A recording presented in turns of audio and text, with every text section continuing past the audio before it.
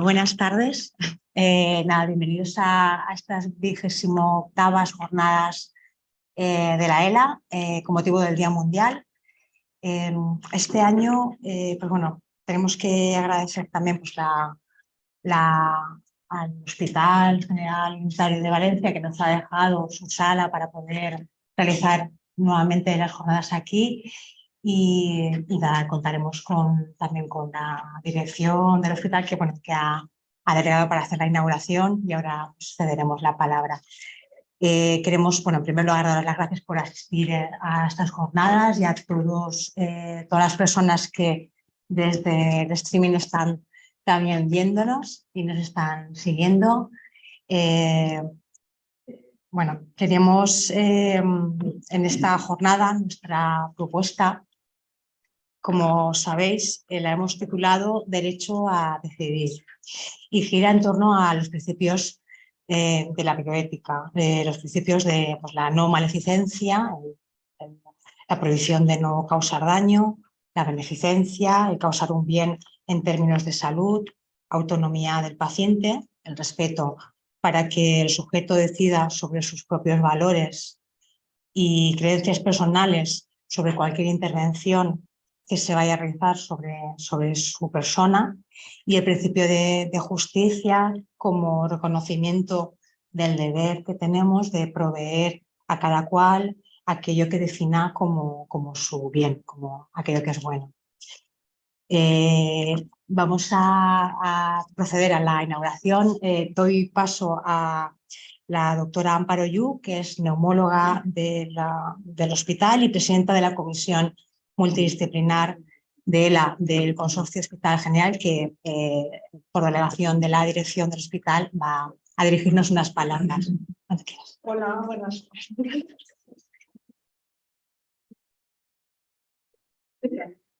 Buenas tardes a todos. Daros la bienvenida a todos al Hospital General de Valencia, que es vuestra casa. Daros la bienvenida en representación del director médico del hospital, el doctor Francisco Sanz, que no puede estar a esta hora en este momento para la inauguración, pero que sí que en un ratito estará con nosotros para la clausura, por lo menos de esta jornada tan interesante. Como ya me presento de nuevo, soy Amparo Yu, soy neumóloga. Entre otras cosas, me dedico a las terapias respiratorias y a la ventilación mecánica, entre otros en pacientes que tienen esclerosis lateral amiotrófica, y también en representación de la Comisión Multidisciplinar de este hospital, que quiere ser un poco la visibilización de los esfuerzos que intentamos hacer para mejorar y coordinar la atención sanitaria de los pacientes, poniendo al paciente en el centro de todo el proceso. Y queda a vuestra disposición para lo que nos podáis necesitar, y no tengo nada más que añadir. Daros la bienvenida de nuevo a vuestra casa, y ya está, no tengo nada más que como os decía, estas jornadas que hemos llamado Derecho a Decidir, en ellas queríamos hacer una reflexión sobre diferentes cuestiones. Las personas estamos habitualmente tomando constantemente decisiones. Con esta enfermedad se nos presentan diversas elecciones que son significativas. Elegir el equipo médico, la información que deseamos o la información que no queremos recibir o que no queremos dar a otros, son algunos de los ejemplos. A partir de qué momento utilizamos algunos productos de ayuda, cuando empezamos a utilizar una silla, un andador, es algo que también el paciente decide. Si podemos y queremos ser cuidados y asistidos por nuestros familiares o por personas contratadas, si a pesar de nuestras limitaciones seguimos controlando aspectos de nuestra vida, o si cedemos las decisiones a terceros, si nos mantenemos en casa o si salimos de ella para ser atendidos. También tomamos decisiones en si tratamos de mantener nuestras relaciones sociales, amistades, o si estas cambian, porque todo cambia con esta enfermedad. Si aceptamos los tratamientos posibles o los rechazamos, si unos sí, otros tratamientos no, si queremos decidir, si queremos participar en ensayos o no, si comparamos nuestra vida con lo que era antes o construimos otros modos de habitar en esta vida con la enfermedad, qué son condiciones de vida aceptables y qué otros, cuáles merecen la pena y cuáles no. Si construimos nuestras vivencias con lo que vamos experimentando o nuestra visión permanece inalterable desde un principio. Son muchas decisiones que vamos tomando, que desgraciadamente esta enfermedad nos obliga en poco tiempo a adoptar. Y las personas con las que compartimos nuestras deliberaciones y nos ayudan a tomar posiciones y a vivir conforme a lo que pensamos. Uno de los temas que vamos a tratar pues bueno, uno de los temas con el que vamos a encontrarnos es la elección de tratamientos que desean los pacientes. Como pacientes siempre tenemos derecho a elegir entre las opciones que se nos presentan a la luz de las evidencias. Y las evidencias pueden ser conclusiones producto de conocimiento científico, pero no nos informan siempre sobre cómo nos sentimos. De si encajamos y aceptamos las transformaciones que se producen con la enfermedad o si estas las vivimos con un malestar soportable o un sufrimiento insoportable. Si unido a estas experiencias hay aspectos que nos dan o nos quitan o no tienen tanto sentido. Sea cual sea la valoración que realizan los pacientes, vamos a contar en ese proceso con profesionales sanitarios, quienes podrán acompañarnos en nuestras deliberaciones y en ese proceso ir informándonos y conformando nuestra vida conforme a las posibilidades que tenemos. Un servicio sensible en este sentido es el de los cuidados paliativos, porque la ELA, aunque no se puede curar, se puede cuidar. Hemos observado también en las familias con ELA, cierta confusión en relación respecto a tratamientos, ¿no? La diferenciación entre la limitación del esfuerzo terapéutico y la prestación de eutanasia. Para hablar de los cuidados paliativos y de la planificación de tratamientos y cuidados, contaremos hoy con el doctor Carlos Pérez Cervellera, facultativo paliativista de la Unidad de Hospitalización a Domicilio del Hospital Arnau de Vilanova y Iria, y miembro del Comité de Biótica de este hospital, que intervendrá en la segunda parte de la jornada. Y hablar de vida y muerte y sus límites no es un tema fácil. Y necesitamos que nos acompañen en ese proceso de obtener información y formar nuestros propios juicios y tomar decisiones.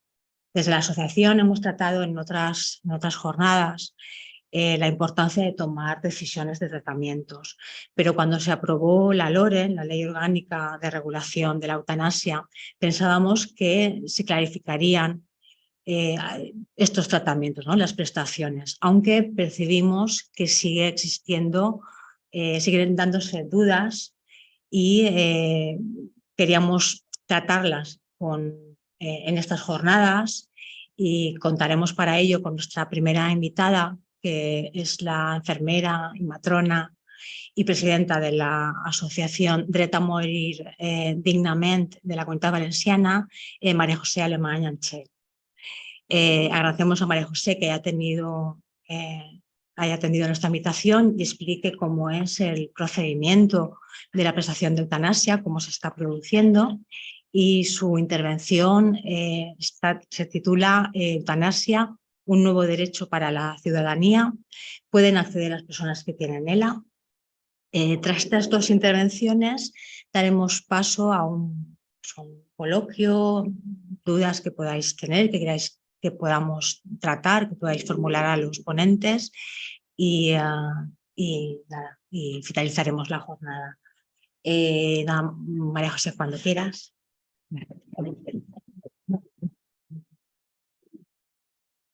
Buenas tardes a todas las personas que estáis aquí. Encantada de saludaros y como Como ha dicho Bárbara, ha dicho agradecemos, bueno, al contrario, es un placer estar aquí y os agradezco el que nos hayáis invitado a compartir con vosotros, bueno, un día tan importante como es la conmemoración, esas conmemoraciones que tan mal no saben porque deberían ser todos los días luchar contra todo y nadie más que vosotras y vosotros sabéis que hay que luchar para conseguir cada cosa que necesita la ciudadanía, sea cual sea su estado de salud.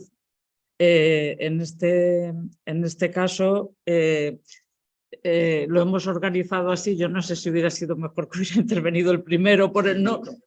No sé. Bueno, no, pues sabes, porque pensaba que de alguna manera, fíjate, yo pienso que es como si fuera no sé, una escalera y una especie de pendiente. Primero se empieza por un sitio y se puede acabar en uno o no, ¿vale?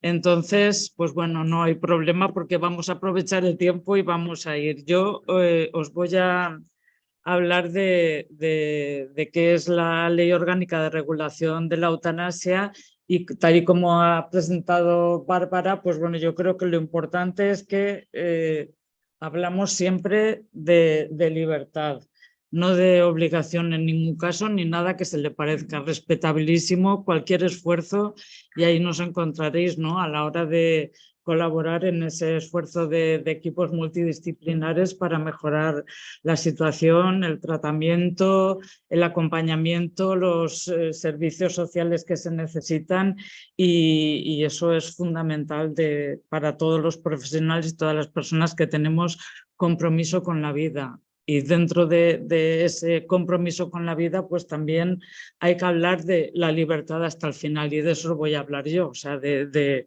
la posibilidad de un nuevo derecho que se ha aprobado y que, bueno, pues habrá personas que pueden verlo como una barbaridad por sus convicciones religiosas, sus convicciones, no sé, o por distintas situaciones vitales que a cada persona nos ponen en un posicionamiento, pero hay otras que, bueno, que prefieren tomar sus propias decisiones hasta el final y acabar ellas mismas una situación que por lo que sea les parece insoportable. Antes de centrarme en la eutanasia, simplemente y brevemente, porque creo que lo más interesante de estas charlas es contestar a vuestras preguntas y lo que decir las personas que preguntáis. Pero bueno, voy a hacerlo yo rapidito, ¿vale? Para llegar allí. Mirad, la eutanasia, incluso gente que ha sido crítica con la ley, pues de alguna manera ha dicho que se ha discutido muy rápidamente. No es así. No, en ningún caso. La eutanasia, digamos que empezó no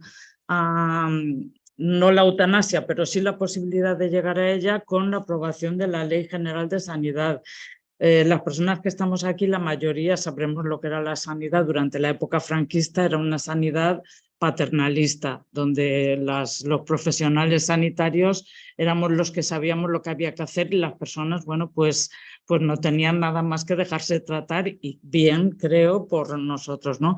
Pero se apostó por un modelo de sanidad que fuera más acorde con otros países europeos, un modelo autonomista y a partir de ahí, pues bueno, unos años después, en el 2002, se aprobó la ley, la conocida como Ley de Autonomía del Paciente, ¿vale? Que eso sí que es el preámbulo que nos ha permitido de alguna manera llegar hasta aquí. En el 2018, aquí en la Comunidad Valenciana, se aprobó también lo que se conoce como Ley de Muerte Digna o Ley del Final de la Vida, Ley de Derechos y Garantías de las Personas en el Proceso de Atención al Final de la Vida. Y a partir de ahí, después de todo ese esfuerzo de años y años defendiendo siempre la autonomía y la libertad de las personas, pues se llega a que el 24 de marzo del 21 se aprueba la Ley Orgánica de Regulación de la Eutanasia. Es una ley que ha sido demandada porque el que no estuviera aprobada la ley no quiere decir que hubiera personas que su sufrimiento fuera tan desesperante y tan insoportable que sí que solicitaran la posibilidad de que alguien les ayudara a terminar. pero eso tenía que ser en la clandestinidad. Hay muchos nombres y muchos casos que seguro que vosotros conoceréis y ahora veremos alguna foto, pero bueno, el ejemplo más paradigmático, no de ELA, sino de la fractura, es el de Ramón Sampedro, pero han habido otras personas que han tenido que pasar pues, por o enfermedades muy graves o neurodegenerativas. Ha sido una ley muy esperada. Yo soy presidenta de la Asociación Derecho a Morir Dignamente en la Comunidad Valenciana. Es una asociación federal que desde 1984 está defendiendo bueno, pues el derecho de las personas para elegir sobre su vida, incluso hasta el final. O sea, que no es defendemos la muerte, no, defendemos la libertad de la vida hasta el final. Cada persona es la que ejerce esa libertad. Es una ley que es aceptada por la mayoría. Las últimas encuestas de Metroscopia, entre un 87 y un 90 y tantos % de personas entrevistadas decían que, bueno, que era una ley necesaria y que pensaban que era conveniente ayudar a una persona que estuviera en esa situación de una enfermedad pues grave, terminal, irreversible y demás, a poder decidir. Tanto es así que no solo lo que podíamos pensar partidos más de izquierda, sino que la Iglesia Católica entre un 55 y un 57% estaba de acuerdo y el Partido Popular también, más de un 66% creo que era, estaban de acuerdo. Quiero decir que es una ley aceptada por la mayoría de la ciudadanía, así como que es un respeto a la libertad de cada persona. Es una ley democrática porque se aprobó en el Congreso de los Diputados con 202 votos a favor, 141 en contra y 2 abstenciones, o sea, por mayoría. Constitucional. Vox presentó un recurso de inconstitucionalidad de la ley que se resolvió en marzo de este año, diciendo que, bueno, que es una ley constitucional porque apoya la vida y la libertad de los individuos. Garantista, porque se ha hecho una ley que no es, pese a las leyes que están aprobadas en otros países europeos, no necesitan verificación previa y aquí sí que aquí hay un control previo y luego pasa por una comisión. De modo que es un nuevo derecho individual que podemos utilizar, pues bueno, las personas que de alguna manera estén en una situación que ahora les diré cuáles son. Será lo que más interesa, ¿no? Saber quién puede acceder a esa ley. No es una ley que cualquier persona puede decir, me lo pido para mí, ni muchísimo menos. En el preámbulo de la ley dice que cuando una persona plenamente capaz, es decir, se ha de valorar la capacidad de las personas que sepan bien lo que se les explica, el pronóstico de su enfermedad, las etapas por las que puede pasar, los tratamientos que puede recibir, es decir, que sea una persona capaz de hecho, porque de derecho estaría claro que si ya estaría, si está incapacitada de derecho, pues está claro. Capaz y libre se enfrenta a una situación vital que a su juicio vulnera su dignidad, intimidad e integridad.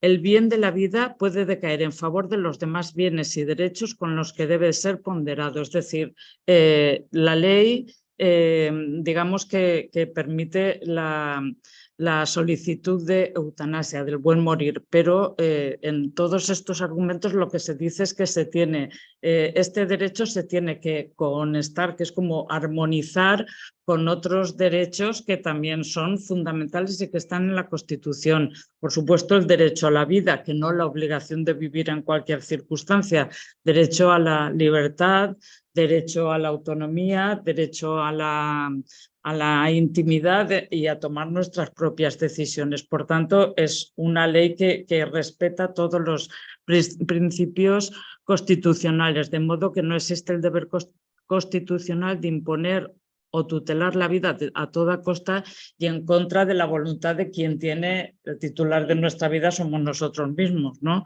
Eso, digamos que sería. Bueno, pasamos directamente a hablar ya en concreto de la ley. ¿Qué dice la ley?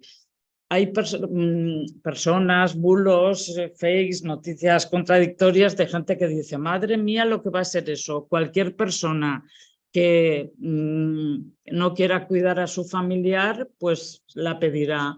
O si tienes algún anciano en casa, pues sí. O sea, todo eso son mentiras, porque nada más la puede pedir una persona para sí misma. Y cuando vea que es su momento, o sea, es decir, la puede pedir y luego pasará todos estos filtros.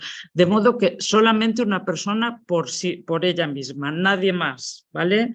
¿Y qué requisitos hay que tener? Pues hay que ser mayor de edad, hay que ser residente en el Estado español o estar empadronada o empadronado más de un año. Hay que tener las capacidades mentales demostradas, es decir, la persona que nos trate tiene que ver que entendemos todo lo que nos explica y que somos capaces de referir y de valorar lo que significaría esa demanda. La persona debe estar informada de sus opciones, es decir, los tratamientos posibles que hay, pues eso que decimos que es una escala y en unos años pues van cambiando situaciones y la persona tiene que estar informada de cuál sería la evolución de la enfermedad, qué posibilidades de tratamiento, si hubiera alguna intervención.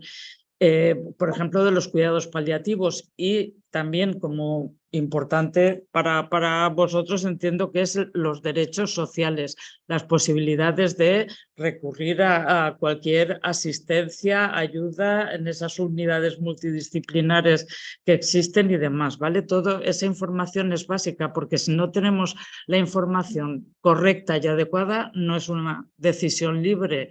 Nada más es cuando tenemos todo el abanico de posibilidades, es cuando se puede elegir, ¿vale? Y hay que hacer 2 solicitudes en el transcurso de 15 días. O sea, no vale con que cuando una persona en algún momento de su vida, por mal que esté, toma una decisión, no se toma a la ligera. La vida, por mal que sea, siempre nos interesa vivirla. O sea que si alguien en un momento determinado toma la decisión de solicitar la eutanasia, lo tiene muy reflexionado, pero no obstante, no es que lo pida y ya está, sino que lo solicita y se tiene que dar un proceso de lo que se entiende como el proceso deliberativo, que significa que los profesionales sanitarios tienen que hablar con la persona que la solicita para darle toda esta información sobre su enfermedad, la evolución, las opciones que hay, preguntarle si lo entiende y responder a todas sus dudas. Y toda esta información, además de que sea verbalmente y consta en la historia clínica, se le tiene que dar en un documento escrito. Todas estas cosas que estoy contando, bueno, pues hay cosas que proponemos que se modifiquen en lo que se denomina el manual de buenas prácticas, porque lo que está consiguiendo es alargar mucho los procesos y por eso que digo que cuando una persona lo pide es porque está sufriendo tanto que no puede aguantar más. Pues en esos 15 días, digamos que lo que se hace es deliberar con la persona, darle tiempo para que reflexione y que vuelva a hacer la solicitud, como que reafirme. Es la misma que se ha hecho al principio, donde se argumenta que soy así, que he recibido información y que tal y cual, y solicito la eutanasia, pues además se le hace que se firme, tampoco se entiende porque no es... Se le hace a la persona que firme con esta solicitud el consentimiento informado, ¿vale? Como consiento. Si lo solicito yo, claro que consiento. No es lo mismo que si me ofertan y me dicen, mira, ¿qué te parece si la intervención podría ser esta? ¿Te puedo hacer esto? ¿Vale? Entonces yo consiento, pero se lo pido yo. Pero bueno, así está la ley, ¿vale? Y nada más hay 2 excepciones para que se tenga que hacer esta solicitud, esta segunda solicitud en 15 días, ¿vale? Y sería cuando una persona se prevé por la evolución que está teniendo que va a perder en menos de 15 días su capacidad, se puede adelantar el proceso o, y esto es lo que me parece importante que sepáis, si no tiene capacidad, pero tiene un documento de voluntades anticipadas, lo que vulgarmente se conoce como testamento vital, porque en cada autonomía se denomina de una manera, que es el documento de voluntades anticipadas, ¿vale? Entonces, si una persona ha escrito en su documento de voluntades anticipadas que cuando esté en esta, con plena capacidad, por supuesto, que cuando esté en esta situación y en esta gravedad y no sea capaz de expresarlo, solicita la eutanasia, pues en ese caso, aunque no fuera capaz, porque hubiera perdido el conocimiento por un accidente cerebrovascular o por una demencia grave, por cualquier situación que hiciera que no nos pudiéramos expresar, pues entonces si lo hemos cumplimentado en el documento de voluntades anticipadas es absolutamente válido. Ojo, ese documento tiene que poner que en esas circunstancias solicitas la eutanasia, porque se han dado casos que pones, pues yo solicito pues adecuación del esfuerzo terapéutico, o yo, no sé, ya nos hablará después el compañero y muy bien y yo no voy a hacer ningún tipo de spoiler, pero efectivamente vamos viendo hasta dónde queremos llegar, pero porque podemos hablar, eso es porque podemos expresarnos y siempre tenemos esa capacidad. Solo se utiliza el testamento vital cuando no somos capaces de hablar por nosotros mismos. Por eso es importante siempre para cualquier persona tenerlo, porque no sabemos lo que nos puede deparar. Entonces es importante cumplimentar este documento, porque luego el otro día estaba en una charla de otra enfermedad rara también, enfermedad de Huntington, y entonces en la intervención del público hubo un señor que dijo, bueno, yo quería decirles tal y cual, porque primero había hablado una madre que su hijo había pedido la eutanasia con 37 años, ¿vale? Y, en fin, fue una intervención magnífica. Y este señor preguntó, yo tengo una hermana que es más mayor, tiene 80 años, no sé cuánto, que estaba en una situación fatal, ¿qué puedo hacer? Porque ella nunca escribió el documento. Pues nada, no puedes hacer nada porque si uno no lo ha escrito, aunque yo piense que está muy mal, que le hubiera gustado, que para qué está llagada y tan mal, o sea, no lo ha pedido, nadie puede hacerlo por ella. Por tanto, es importante cumplimentar el documento de voluntades anticipadas. Se tiene que dar una situación, es decir, para que se conceda pedirla, puede pedirla todo el mundo que crea que está en una situación así, pero si no cumple uno de estos dos requisitos, no se la van a aprobar. Tiene que estar padeciendo un sufrimiento físico o psíquico constante o intolerable causado por una de estas dos circunstancias, una enfermedad terminal, que es una enfermedad grave e incurable con fragilidad progresiva y pronóstico de vida limitado. Os he puesto fotos de personas que el señor tenía un cáncer de pulmón en las últimas circunstancias y en fin, este señor no llegó a tiempo a la eutanasia, pero eso sería una enfermedad de un órgano importante, un cáncer, en esas circunstancias sería una enfermedad terminal grave, incurable y demás.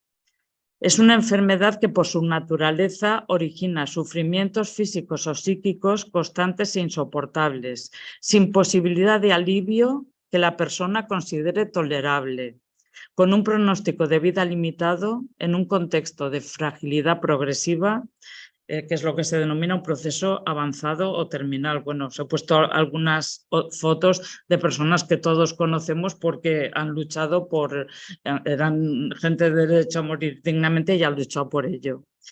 La siguiente situación es lo mismo, un sufrimiento físico, psíquico, constante e intolerable causado por un padecimiento grave, crónico e imposibilitante, ¿vale? Sería el ejemplo de Ramón Sampedro, o sea que no era una enfermedad, pero una situación que para él era insoportable.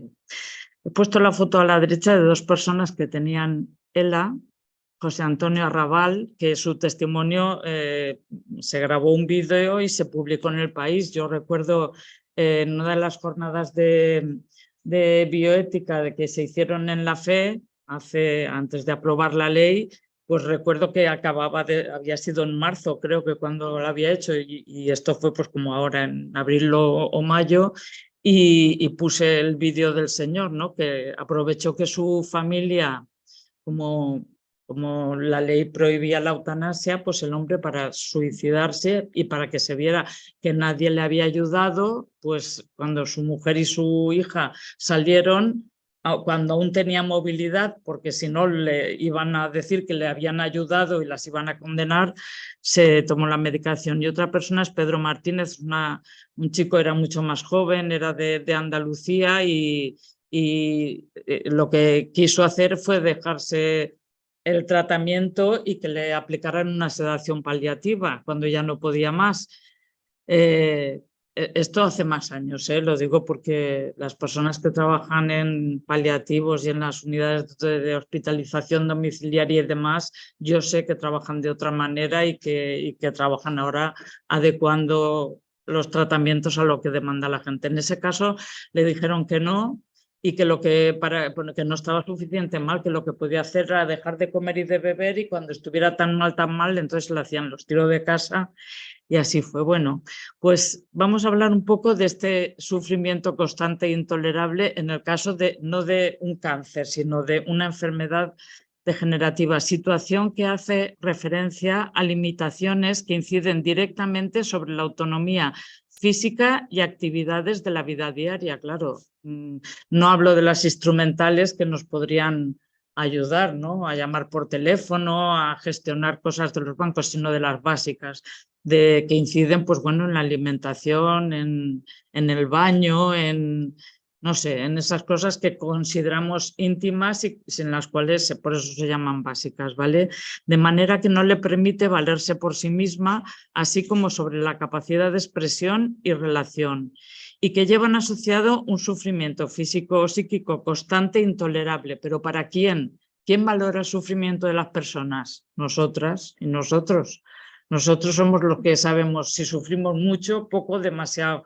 Eso nadie lo puede cuestionar. Es decir, ante una misma situación, si recordáis en la película de Mar Adentro, Ramón Sampedro, él estaba en los tribunales defendiendo que se legalizara su situación y que se le permitiera morir, y había otro señor, me parece que era un sacerdote, que iba en una silla de ruedas, y le dijo: pero ¿cómo te atreves? Si yo tengo lo mismo que tú y mira, yo estoy aquí aguantando. Y él le dijo que le parecía lo mismo que nos parece a todos, respetable. Cada persona hay con una misma situación, hay quien puede aguantar y tirar para adelante y gente que le parece ya insoportable. O sea, que es la misma persona, la propia persona, mejor dicho, la que valora esa situación, ¿vale? Para quien lo padece, existiendo seguridad o gran probabilidad de que estas limitaciones vayan a persistir en el tiempo sin posibilidad de curación o mejoría apreciable, ¿vale? En ocasiones puede suponer la dependencia absoluta de apoyo tecnológico. En estas situaciones, Carlos Martínez, otro enfermo de ELA, que todas estas personas que en algún momento han pensado que ya no podían más, porque esto no se decide nunca al principio, ¿no?, sino que todas las personas luchamos hasta que efectivamente hasta que no podemos más. Pues él lo hizo público y se emitió un programa de Salvados, que se puede encontrar en la televisión, y le contó el testimonio a Évole. Digamos que estos padecimientos son, como vosotros sabréis, característicos de las enfermedades neurodegenerativas como la esclerosis lateral amiotrófica, la esclerosis múltiple, Parkinson avanzado, demencias en estado avanzado, pero con el documento de voluntades anticipadas firmado anteriormente cuando estaban bien, siempre que causen ese sufrimiento del que hemos hablado, constante e intolerable, irreversible e imposibilitante. Son palabras muy gordas, pero es así como las pueden llevar a pensar a algunas personas que las sufren. Se han hecho algunos estudios en países donde la eutanasia está legalizada de más tiempo, ¿no?, más de 20 años o casi 20 años, desde el 2002 en Países Bajos y en Bélgica, ¿vale? Y entonces se estudió cuáles eran las causas de todas las personas que habían solicitado la eutanasia para ver cuáles eran las motivaciones. De modo que destacaban la pérdida de autonomía, pérdida de control, no encontrarle sentido a la vida, degradación física, dependencia de otras personas, miedo a ser una carga, solo el 30% por dolor, porque efectivamente cada vez disponemos de más medicamentos para poder paliar el dolor. De modo que se podría decir que las personas no tenemos miedo a la muerte, sino al sufrimiento, al tener que padecer mucho para morirnos, ¿no? Y ahora entrando ya directamente en lo que es la eutanasia, en eso que hemos dicho, primero hemos dicho que requisitos, o sea, había que ser de aquí o estar empadronado, ser capaz, ser mayor de edad, y padecer este tipo de enfermedades, de dos tipos de enfermedades. No se habla, en la ley no se habla de enfermedades concretas, sino situaciones que llevan a sufrimiento y que pueden estar causadas por una enfermedad grave o por un padecimiento grave crónico e imposibilitante. Por decirlo de algún modo y por simplificar, tal vez demasiado, pero yo creo que a veces explicarlo fácil es mejor para entenderlo. Digamos que hemos hecho como 5 escalones, ¿vale? En el primero estaría la primera solicitud que se hace a una médica o médico responsable. Procurar que no sea objetor, porque si es objetor, objetora te la va a tumbar. Es mejor hablar y cuando hacemos el documento de voluntades anticipadas, enseñárselo a la médica o al médico, o bien de primaria o bien de especializada con el que hablamos y decirle, mire, yo cuando llegue a esta situación, en fin, un poco porque conozca y saber cuál es su posicionamiento. ¿Vale? Toda esta diapositiva es si todo va bien. Si a todo nos dicen que sí, la siguiente si nos dicen que no, que también hay que saberlo, ¿vale? Bueno, pasa ese proceso deliberativo de 15 días donde te lo tienen que explicar todo bien, lo tienes que comprender todo bien, tienes que hacer todas las preguntas, te tienen que dar todas las opciones y a los 15 días es el paso 2, que sería la segunda solicitud al médico o a la médica responsable. ¿Vale? Una vez presentas esa solicitud y todo va bien, la médica o médico la ha aceptado, sigue el curso y entonces hay que enviar para tener una entrevista la paciente o el paciente con lo que se denomina médica o médico consultor, que es una persona que se especializa en las patologías que padece el paciente y que en estos momentos pone la ley que no sea del equipo que le atiende. También nos gustaría presentar esa alegación para cuando se vaya a modificar, porque parece que no tiene sentido, ¿no? Que es mejor que sea una persona que conozca al paciente. Incluso en muchas poblaciones o departamentos, digamos, más rurales, es difícil encontrar esta situación, ¿vale? En cualquier caso, el médico consultor hace una entrevista, vuelve a valorar al paciente y emite un informe y pensamos que es favorable, ¿vale? Entonces se envía toda la documentación por el SAIP de los hospitales a la Comisión de Garantía y Evaluación, que es esta verificación previa que se tiene que hacer, ¿vale? Y, digamos, ya se llegaría al paso 5, al último paso, si la comisión dice que sí, hemos dicho que todos dicen que sí, aproximadamente en unos 45 días se produciría lo que es la prestación de ayuda para morir, que está contemplada dentro de las prestaciones del sistema sanitario universal y público y gratuito, ¿vale? Bien, pidiendo una medicación que se tomaría el paciente, pero siempre con profesionales sanitarios, o bien, que es la más utilizada, que es la administración directa al paciente de una sustancia por parte del profesional sanitario que está dedicado el médico responsable. Bien, si todo va bien, 45 días. Ahora os enseñaré lo de la Comunidad Valenciana porque aquí han sido entre 49 y 50. Entonces, en principio, la verdad es que se piensa, bueno, pues es que es una cosa tan seria que hay que pensarlo mucho. Yo creo que una persona lo tiene muy pensado, pero que 50 días son muchos días, son casi 2 meses y cuando alguien pide esto es porque no puede más. Entonces, habría que revisar toda esa situación, ¿vale? Bueno, podría darse el caso de que le presentáramos la primera solicitud a la médica o médico responsable y nos dijera, nos diera la información que fuera, pero la rechazara, ¿vale? Si la rechaza, se lo tiene que comunicar a la Comisión de Garantías y al paciente para que sepamos que la ha rechazado, porque la ley está hecha de tal manera que podemos reclamar a la Comisión de Garantías, ¿vale? Entonces, si se deniega, tenemos 15 días para presentar una reclamación a la Comisión de Garantía y Evaluación. Si fuera el médico consultor, el del paso 3, quien hiciera un informe desfavorable, sería exactamente lo mismo. Podríamos reclamar a la Comisión de Garantía y Evaluación en 15 días. Y después, una vez toda la información llega a la Comisión de Garantía y Evaluación, pues tiene como 20 días para resolverlo, ¿vale? ¿En qué casos?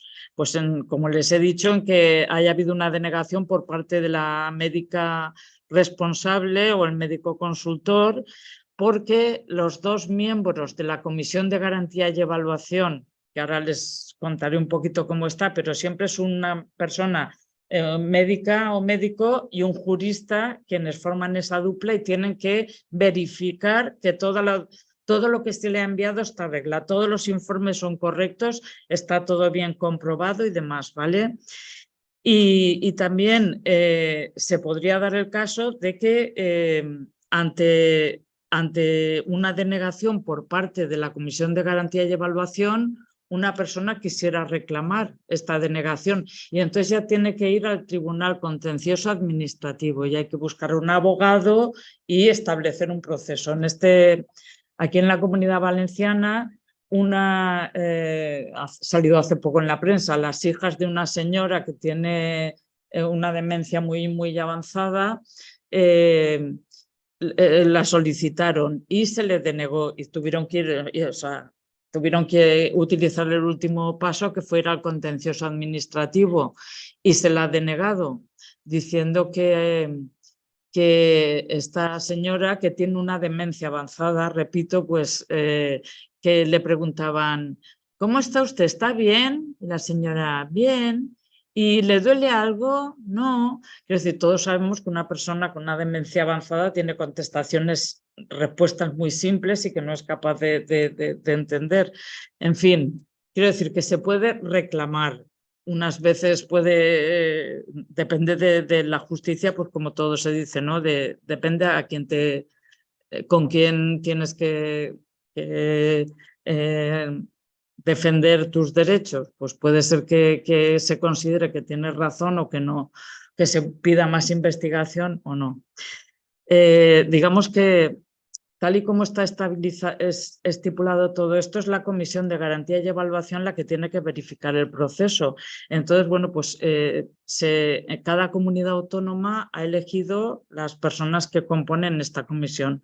La Comunidad Valenciana son 15 personas, como no podía ser de otro modo, es multidisciplinar y hay personal médico, enfermeras, juristas, trabajadoras sociales y psicólogas. Digamos que lo único que tiene que hacer es verificar, no tiene que evaluar ya lo que han evaluado previamente los médicos que le llegan, tiene que verificar si todo ha ido bien, si ha sido que sí, o evaluar toda la comisión. Entonces sí que se reúne toda la comisión en pleno para ver el por qué han dicho que no y las personas han reclamado. Ahora les quiero dar ya, y estoy terminando ya, solamente unos datos de cuáles son las eutanasias que se han hecho en la Comunidad Valenciana. En los dos primeros años, o sea, un año y medio, mitad del 21, porque se empezó a aplicar en junio del 21 hasta diciembre del 22, han habido 67 solicitudes, de las cuales 4 han sido en Castelló, 26 en Alacant y 37 en Valencia, ¿vale? Entre 21 y 22. Ahora vamos a hablar solo del 22. Han habido 46 solicitudes. Como les he dicho, la duración media, estos son los datos que ha presentado la Comisión de Garantía y Evaluación a la Comisión Interterritorial, que es una obligación, ¿no? Pues la duración ha sido entre 49 y 50 días, o sea, nos hemos pasado de los días que ponía. En 5 casos se inició el proceso con documento de voluntades anticipadas. De los 5 casos, en 3 se denegó porque no constaba la voluntad expresa de eutanasia. O sea que la comisión, si alguien ha puesto, pues yo no quiero que me pongan tratamientos de resucitación, yo no quiero, pero si no has puesto que solicitas eutanasia, pues se cumple lo que has dicho, ni más ni menos. Por eso hay que hacer el documento y quien lo tenga hecho de antes de que estuviera aprobada la ley tiene que actualizarlo para que lo contemple. Han habido 23, ha sido paritario, 23 mujeres y 23 hombres. Estamos hablando de solicitudes, no de realizadas. 5 personas han muerto durante la tramitación. Esta mañana me han hecho una entrevista en El Levante porque hace ahora 2 años de la aplicación, de la puesta en marcha de la ley, pues para preguntar, y claro, una de las cosas que he dicho es eso, o sea, el que 5 personas hayan muerto, que son más, en la actualidad estos datos eran el 22, ahora como han habido más, pues son más.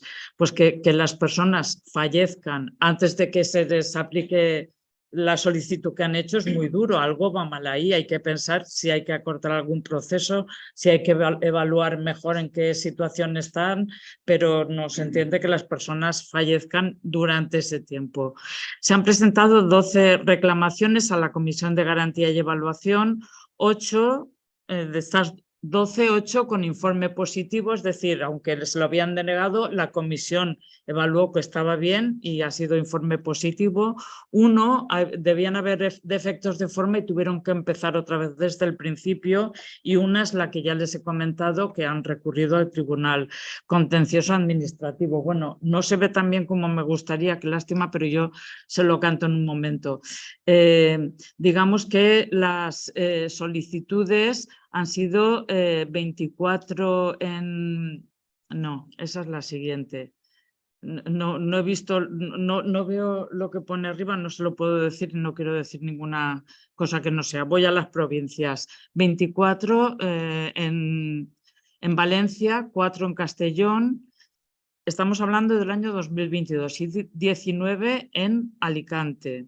En cuanto a las patologías, en esto también diferimos de otros países europeos, de Bélgica y Países Bajos, donde la mayor parte de las solicitudes, más de la mitad, son de problemas que tienen, de personas que tienen un problema tipo cáncer. El cáncer es las enfermedades oncológicas, la primera causa de solicitud de eutanasia. Aquí, tanto en la Comunidad Valenciana como en el Estado español, el porcentaje más elevado es de enfermedades neurológicas, neurodegenerativas. Han sido 24 las solicitudes en este sentido, 13 oncológicas y 9 de otras, por ejemplo, de problemas respiratorios graves, ¿vale? Bueno, hemos dicho que habían todas esas solicitudes, pero ahora vamos a ver las realizadas, ¿vale? De las 46, que son las solicitudes que han habido, nada más han habido 22 realizadas, ¿vale? 13 en un hospital público y 9 en el domicilio. Las personas pueden elegir dónde quieren que se aplique la ley.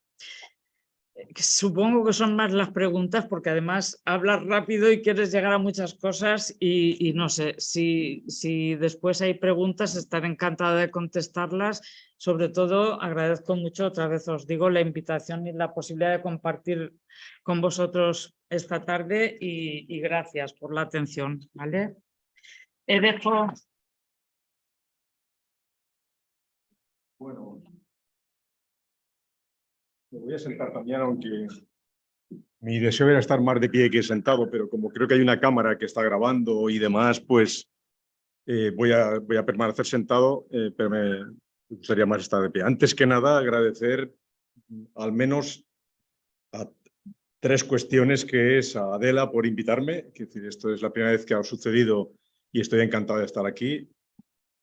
Segundo es a las personas presentes y a las personas que no están presentes, que seguramente están en web viéndonos, y a los pacientes que he tenido, que ya son muchos, con ELA en situaciones distintas de enfermedad, más precoces o menos precoces. Yo estoy encantado de estar aquí por varias razones. Acabé mi último curso de medicina aquí, pero esto ya hace 41 años exactamente. Aún había 3 aulas ahí que me ha llamado muchísimo la atención que no están. Entonces hay testigos aquí que me he tenido que dar un paseo adrede para vivir otra vez lo que era esto y un pabellón deportivo que vaya por ahí detrás que nos encantaba. Eso fue en el año 81 y por tanto han pasado ahora en este momento 42 años de eso. Por tanto, mi vida laboral con pacientes es larga y desde los años 90 principios se monta la unidad de hospital a domicilio del clínico, la tercera que se monta en la Comunidad Valenciana, y yo soy uno de los que tiene la suerte de abrirla con otro compañero que ya se ha jubilado, es un poco más mayor que yo, y que le doy, lo recuerdo también muy bien, ¿no? Luego esa unidad creció, a partir de ahí estoy en la unidad de hospital a domicilio de Liria, departamento Arnao de Liria, y estoy a vuestra disposición. Aquí he visto caras de incluso familiares que hemos tenido ya algún paciente, ¿no? Con lo cual, esa sería la otra cuestión que quería comentar. Y la tercera, antes de empezar, sería que yo prefiero que nos tuteemos, yo os voy a tutear, con lo cual, si hay alguna pregunta que nos interesa hacer y que me encantaría que fuera así, ya lo ha dicho María José, y me parece que va a ser el turno más dinámico y más chulo de todos, ¿no? Vale, la otra cuestión es, María José ha hablado en primer lugar, ella quería hablar en el segundo, pero por tanto, siempre que habla uno detrás tiene el riesgo de que alguien cuente cosas que ya va a decir. Por tanto, yo voy a ser más breve, creo, no lo sé, a veces me enrollo y entonces no lo sé, me dijeron 20 minutos, 25, intentaré acoplarme a eso. Gracias, Bárbara, gracias, José, por invitarme, insisto. Desde ahora hasta el final de la charla no me queda más remedio, porque lo vivo así desde hace mucho tiempo, que hablar de paliativos, de tratamiento de los pacientes, adecuando o no adecuando, desde la complejidad avanzada hasta el final de vida. No me interesa, entre otras cosas, ahora lo que hay antes, que veremos que es un camino que todo el mundo cogemos y que vamos por él y que hay un momento en que vamos a ir pasando. Bueno, esto es lo que vamos a repasar siempre desde el punto de vista de complejidad avanzada y hasta el final de la vida. Hay ahí unos cuantos conceptos que tenemos que revisar, donde planificación compartida de atención destaca la PAD, planificación anticipada de decisiones, y el documento de voluntades anticipadas. Eso vamos a intentar aclararlo lo máximo posible para todo el mundo. Y por eso, si no se aclara, me vais a tutear luego y vamos a preguntar lo que queráis, ¿vale? Bien, tengo que empezar obligatorio por definir qué es cuidados paliativos. Ya adelanto con María José y con todos que habéis oído María José ya, que yo no me voy a... no es un enfrentamiento, lo que pasa es que ya os he dicho que tengo tantos años con cuidados paliativos que se me va a ver el plumero, aunque estoy absolutamente de acuerdo en el manejo de la eutanasia, si no, no estaría aquí. Y de hecho, de esos de ahí, yo he tenido 4, porque me he erigido un poco en el Arnao de Liria de manejar, ¿no? Os contaré algún caso muy llamativo y de los que he aprendido y seguiré aprendiendo, ¿no? Bueno, la OMS en una definición muy reciente, es que interesa que la leamos o la leéis vosotros, porque se complementan. La Asociación Europea de Cuidados Paliativos y la de la OMS se complementan, ¿no?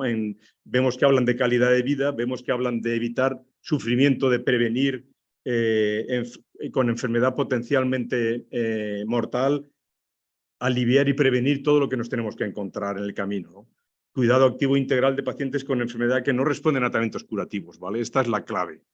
Nosotros no nos vamos a meter en ningún momento, aunque los paliativos nacen desde el principio de la enfermedad. Vamos a ver esto, que es llamativo. Aquí hay muchas cosas que comentar, nos vamos a quedar con lo primero. He comentado al principio cronicidad compleja. Veis que hay un 4% y un 1% de cronicidad avanzada. Eso es un 5% de la población. Ese 5% de la población consume, entre otras cosas, un 60% de los recursos. Los demás estamos a la izquierda ahora, pero ya veremos dónde estamos en la cronicidad no compleja. Ya hay muchos. Son pacientes que tienen problemas osteoarticulares, problemas hepáticos, problemas, no lo sé, neumológicos, ya que tenemos aquí una neumóloga, etcétera, ¿no? Entonces, esos no nos interesan. A ver, no nos interesan porque los paliativos, veis qué poquito hacen ahí, ¿no? Que es la parte más oscura de abajo. Yo no veo bien los colores, pero es esa parte de ahí, ¿no? Cuando estamos en cronicidad compleja, aumentamos ya. Pero el 1TS es primera transición paliativa. Eso significa que a partir de ahí aumentan muchísimo nuestra manera de hacer. Los cuidados paliativos empiezan a ganarle terreno al enfoque curativo. Y en la segunda transición, por no decir que esté completamente, estaríamos completamente atendiendo pacientes que ya tienen una complejidad muy avanzada y que tenemos que hacer un enfoque paliativo casi completo. el final de vida es claro, ¿no? Entonces es verdad que todo el mundo que estamos en la parte izquierda nos vamos a ir metiendo en la parte derecha cuando corresponda, el tanto por cien ese se mantendrá probablemente. El duelo es otra cuestión, que en hospital a domicilio, que son muchísimos años ya, y entonces puedo comentar que los pacientes que yo habré sedado yo personalmente no se hacen con 2 cifras, se hacen con 3 cifras, con dos cifras o más, pero no sé cuántos, no soy capaz de calcularlo, pero recuerdo una guardia en el clínico, que ahí se llevan hasta 80 100 pacientes, de firmar 8 certificados de función en una tarde.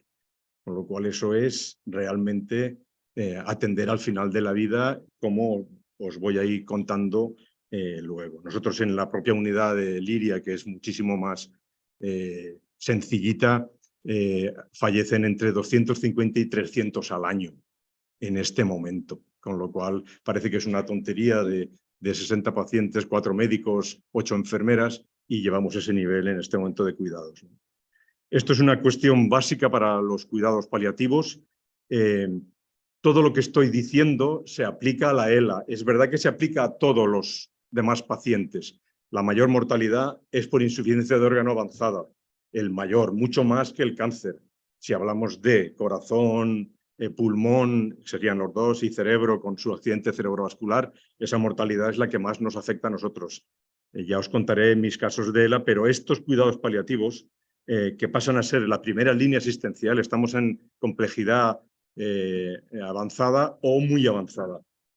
Si falla cualquiera de esos 3 pilares, la casa se cae y el paciente y su entorno nota que no estamos haciendo las cosas como Dios manda. Con lo cual, control de síntomas a la cabeza del dolor, se me ocurren muchísimos más complejos como son la disnea, que es realmente insufrible, apoyo emocional, solo con nuestra presencia da igual. Tenemos ya, hemos tenido psicólogas de Carena, que notaréis, conoceréis esa asociación de lucha contra el cáncer y enfermos con cáncer, y ha participado en el clínico y sigue participando. En los grandes hospitales, aquí no lo sé, pero en la C lo tienen en el PESET.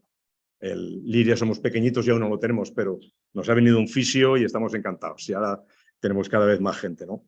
Y luego la comunicación e información. Dentro de ella la anticipación. Y esto nos metemos, da igual, con el suministro, entre comillas, de cuidados paliativos como la entrega para atender a una eutanasia en el domicilio. Por supuesto, las que yo he visto siempre han sido en el domicilio. Es verdad que se puede hacer, y os contaré luego 2 peculiaridades con respecto a lo que pasó con 2 pacientes que acaban en el hospital, que seguramente os llamará la atención. María José ha comentado antes que hay algunas personas que, bueno, lo llevan bien, su final de vida lo llevan bien, y otras, pese a tener la misma severidad y la misma complejidad, no lo llevan bien.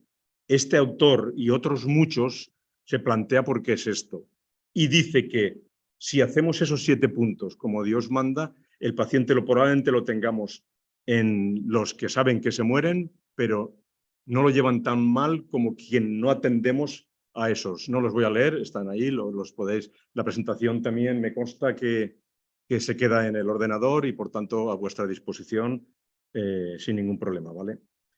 Supongo que lo habéis leído todo, pero aquí sobre todo es conocer a la persona y hablar con ella y que te transmita absolutamente todo lo que piensa en relación a su enfermedad y lo que tenemos que hacer por él. Entonces aquí me voy a detener en la penúltima persona, con Ela, 42 años, que ya nos llama la atención muchísimo la llegada a su casa, atendida por 2 personas cuidadoras, pero no son familia, pero son como si lo fueran. De hecho, es unos cuidados excelentes, con un perrito que tiene, que casi me lo da al final cuando, bueno, me lo dio de hecho, pero no lo pude coger, ¿no? Son las cuestiones de meterte en el domicilio, ¿no? El paciente, no hay ningún punto de los que hay ahí que no lo llevara a ella perfectamente llevado. De hecho, al final el paciente se queda en el 4.º escalón, tú has dado 5 pasos, en la comisión de garantía, que no está del todo planificado, pero ya lo teníamos todo hecho. 8 de la mañana, es tan juerguista que comenta que él quiere morirse, porque realmente está muy avanzado ya y quiere morirse porque su número favorito es el 2 y dice que quiere fallecer el 22 del 2 del 22. Y entonces yo eso me lo tomo a gala, porque es una cosa más que me pide literalmente, ¿no? Entonces realmente hacemos los esfuerzos oportunos, pero no llega. No llega porque una mañana él ya está limitado para todo, habla más o menos bien, es lo último que hace Espinal, pero ya no puede respirar y tragar, y él me dice, cuando yo no pueda fumarme un porrito, que se fumaba varios al día, cuando yo no pueda fumar un porrito, no pueda hablar como Dios manda, y cuando no pueda tragar, quiero fallecer. Eso llegó un día a las 8 de la mañana con un distrés respiratorio grave, y aquí viene ya la primera, no polémica, ¿no? ¿Qué peso tienen los cuidados paliativos con respecto a alguien que ha dicho que, entre otras cosas, y tú lo has puesto ahí, no quiere ser ninguna carga para nadie de su familia? Él no quiere estar muriéndose un día entero, ni tan siquiera un día, mucho menos 4 o 5, que es cuando hablamos de situación de últimos días en paliativos, SUD, que lo podéis ver alguna vez, la muerte esperable es entre 2 y 5. Siempre con un control de síntomas óptimo. Esa sería la visión de los cuidados paliativos. No nos sirve que esté mal. Tampoco necesitamos que esté sedado, ahora hablaremos, sedado los 5 días. Para nada, para nada. El paciente puede estar relacionado, pero que no tenga sufrimiento físico y emocional. Claves fundamentales en la eutanasia o en el cuidados paliativos. Bueno, pues este paciente hace un distrés respiratorio severo, 8 de la mañana. Yo ya no llego al hospital, me dirijo directamente a su casa con el material porque lo estaba esperando, y hacemos una sedación profunda, inmediata, con una esperanza de vida, que luego lo fue, de 3 horas. Entonces, ya viene lo primero que me ha pasado 1000 veces. Yo estoy a favor de la eutanasia, pero esto que es un paciente neurodegenerativo, ya no digo los oncológicos para mí tienen un tratamiento. Desde el principio nos vamos mezclando los cuidados paliativos y acabamos los cuidados paliativos hasta el final de vida con éxitos también, pero con éxitos que son muy llamativos cuando no dejamos que sufra ni él ni el entorno. Aquí fue una sedación profunda desde el primer momento. Es un paciente consumidor y es verdad que entonces a los pacientes consumidores la sedación no puede ser cualquier cosa. Tiene que ser realmente agresiva, pero fue agresiva por vía subcutánea. Cuidado, ¿eh? La eutanasia, por definición, obliga a 2 catéteres centrales con una administración de fármacos suficientes como para, en los siguientes minutos, hacer una parada ventilatoria. Cuidado, es la otra cosa que quiero comentar, ¿no? Ya que no has comentado cuestiones médicas, cuestiones de la... Entonces hace una parada ventilatoria y el paciente luego hace una parada cardíaca. Pero ya es, por supuesto, una sedación. La eutanasia hace sedación profunda más administración de fármacos para matar, entre comillas. Es decir, esto no lo digo peyorativo, lo digo, los pacientes quieren acabar con su vida y lo merecen, muchos de ellos. Entonces Enrique lo merecía y la satisfacción es de ella y sus hermanos y hermanas, eran 4 que estaban allí presentes, fue como él quería, ¿no? Entonces, simplemente luego esto en las conclusiones, ya adelanto que cuando la medicina paliativa actúa como Dios manda la eutanasia está a su ladito, pero pueden ir las dos a la vez, ¿sabes? Que es lo que realmente ya no me puede engañar nadie porque tengo 65 años y he visto y he sedado muchísimas personas y he dejado que no sufran y lo volvería a hacer. A mí me han venido a preguntarme, ¿tú has adelantado el final de la vida? ¿Has adelantado la muerte? Y le he dicho, sí, pero lo volvería a hacer. Y esto no estaba la eutanasia por ahí. Los cuidados paliativos ni adelantan ni acortan, pero no permiten sufrir. Si con eso acorto, lo volveré a hacer. ¿Vale? Esa es la diferencia, la gran diferencia, que la eutanasia, por supuesto, acorta todos los papeles administrativos que es necesario hacer, que yo los he hecho, pero cuando hay una necesidad de hacer una atención al final de la vida en alguien que no está tan claro y que no ha pedido voluntades anticipadas, que no sé qué, lo podemos hacer. Estas son las evidencias actuales, aún dicen que no nos encargamos de aliviar el sufrimiento, lo tendríamos que hacer más. Los límites de la vida ahora cada vez son más imprecisos y las tomas de decisiones cada vez son más complejas. Cada vez tenemos herramientas, la eutanasia es una de ellas y nos viene fenomenal tenerla para cuando el caso lo requiere. Lo importante es lograr una muerte en paz y lo estamos hablando de la eutanasia, ya lo dice, el bien morir, ¿no? pero los cuidados paliativos también están haciendo lo mismo. La buena muerte se entiende sin sufrimiento, sintiéndose persona hasta el final, rodeada de tus seres queridos, y a mí se me va otra vez el plumero, y a ser posible en casa, que es donde realmente tenemos mucha experiencia en hacerlo. Vale, tenemos que fijarnos en los que se quedan, pero mucho más en los que se van. Los que más saben, los pobres que más saben de paliativos, dice que habría que dedicar el mismo esfuerzo y economía, etcétera, a los que nacen que a los que mueren. Entonces, a los que nacen, mirar lo que se rodea, ¿no? Pues los que mueren tenemos que hacer lo mismo, ¿no? Esta ley, la has comentado tú, es el inicio de un paso más en el mundo de la dignidad, que es el siguiente criterio que va a aparecer, ¿no? La dignidad es, tiene que estar al ladito absolutamente del paciente que va a dejar de vivir, ¿no? Lo impulsa la ley, esta la impulsa la autonomía personal, la dignidad humana no puede ser de otra manera, y la intimidad, ¿vale? Si estas cosas las vamos manteniendo, pues entraremos en una fase de estabilidad física y emocional. Se ve dificultada por lo que está arriba, y por eso la ley esta contempla lo de abajo: los derechos de las personas, deberes del personal sanitario, obligaciones y garantías de las instituciones. Todo esto es cantidad de peso, cantidad de peso. Esto se tiene que desarrollar, no está del todo desarrollado. En esa ley se establece, entre otras cosas, que alguien que va a fallecer dentro de un hospital, por supuesto, tiene que tener habitación individual y con la intimidad suficiente. Eso está escrito en el artículo X de los que está por ahí metido. Eso no se hace aún, pero hay que ponerse las pilas. El mundo del final de la vida es como el principio de la vida, ¿no? Para los que no conozcan bien, que hablamos de planificación anticipada de decisiones. Lo veréis como PDA, PAD, que no es lo mismo que el documento de voluntades anticipadas. La planificación anticipada de decisiones es una especie de consenso, es un acuerdo con el equipo terapéutico, porque al paciente se le dice que yo quiero oírte absolutamente todo: deliberación moral, toma de decisiones, cualquier cuestión que vaya a afectar a su trayectoria vital, se planifica y empoderas al paciente a todos los niveles, que no se me ocurre ninguno, el que sea, el que se os pueda ocurrir, ¿vale? Entonces, reconocimiento respecto a la autonomía, promoción de la participación, acontecimientos clínicos probables, te anticipas.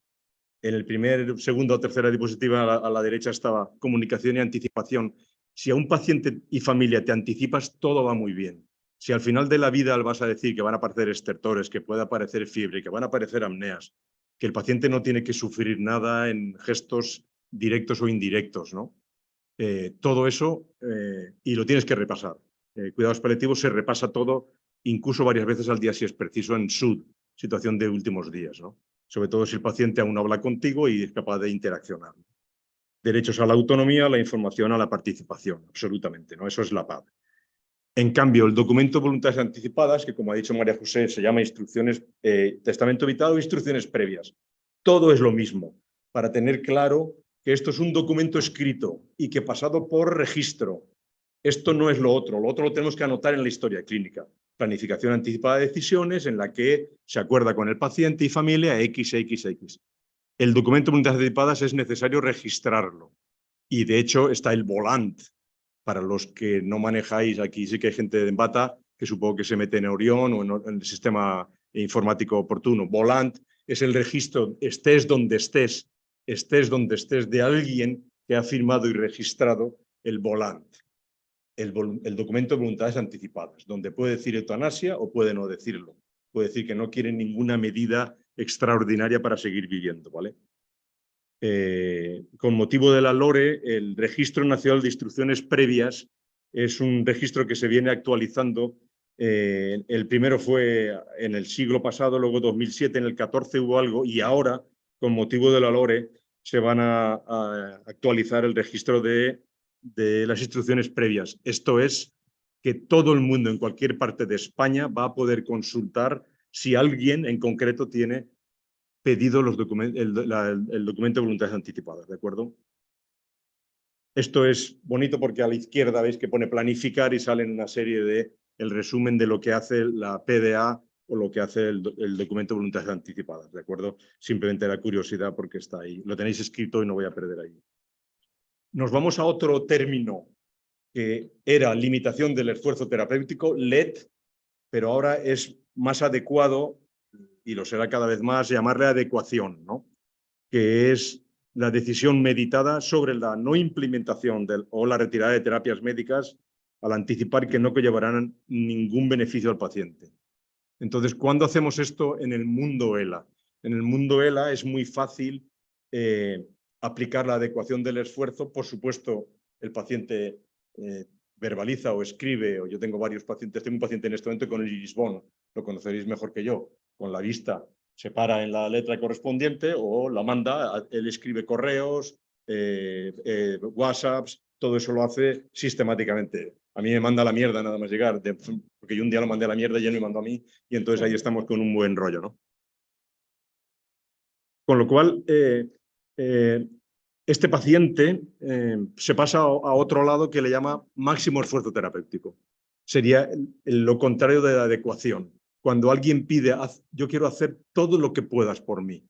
Este paciente no pide eutanasia, a hoy por hoy, ya veremos, es joven, 38, pero sí que ha buscado el máximo esfuerzo terapéutico. ¿Cuándo lo podríamos haber aplicado la adecuación? Cuando él pide, lo pide él y se acaba todo el rollo. Derecho a autonomía, principio de autonomía y lo que tú digas se va a hacer. Pide PEG. Perfecto. Al final se le pone la PEG. Cuando ya tiene compromiso respiratorio, ventilación no invasiva, ahora ventilación invasiva. Con lo cual este paciente han estado a punto de operar en la lengua por macroglosia para poder que no se le reseque, para intentar hacer una reducción de lengua. Imaginaros, sí, o reducción de mandíbula para sacarle la mandíbula para que la lengua quede dentro de la boca. Imaginaros cómo es esto, ¿no? Entonces, pero esto es una decisión de paciente y familia donde han buscado el máximo esfuerzo terapéutico. Nosotros, en cuidados paliativos, y eso lo veréis que empieza también al final de la trayectoria vital, empezamos a adecuar el esfuerzo terapéutico. Y como veis bajo, también el diagnóstico. A nosotros no nos interesa alguien que ha decidido por su cuenta diálisis, por ejemplo. Yo no quiero continuar con diálisis mientras no se demuestre lo contrario. Un paciente que abandona la diálisis entre 5 y 15 días, su metabolismo no aguanta, ¿no? Entonces, pero el paciente lo sabe, es consciente de ellos y limita el esfuerzo, autoadecúa el esfuerzo porque no quiere. Eso es una adecuación del esfuerzo terapéutico. ¿Qué pasa con alguien que está en situación avanzada de enfermedad y se le ha puesto una PEG y por tanto uno de los criterios en paliativos es pérdida de la vía oral? Ya no puede darle nadie por vía oral nada y esto es un criterio de los Menten, de los que hablamos en favor de que la muerte se acerca, hay otras más, pero este es uno, cuando la boca siempre la tiene abierta. Entonces ahí genera otra vez conflictos bioéticos. La medicina se basa en asistencia clínica, asistencia bioética y asistencia económica. En España, si alguien queremos transfundirle mañana mismo, nadie nos va a poner un problema. Pero en otros países, si alguien vas a generar una transfusión que considera el servicio correspondiente con los que pagan que no es oportuno, te lo van a decir. Aquí la parte económica, sanidad universal, no tenemos ese problema. La parte bioética y la clínica la tenemos y la tenemos que ponderar cada vez. Con lo cual, a un paciente que te limita y te dice que quiere suspender el soporte transfusional porque tiene una leucemia que ya está harto de las 30 transfusiones que lleva, aunque sea en el domicilio, nosotros adecuamos el esfuerzo terapéutico enfocando al final de vida. Podría ser que pidiera eutanasia, que no, con el tiempo no le daría o sí, eso ya veríamos, pero la gran mayoría de estos pacientes a nosotros nos piden, cuando ya no pueda más, me han dicho que ponéis una bombita, es que utilizáis la sedación para final de la vida. ¿Cuento con vosotros en el domicilio? Por supuesto que sí. Es más, nos anticipamos otra vez, ¿no?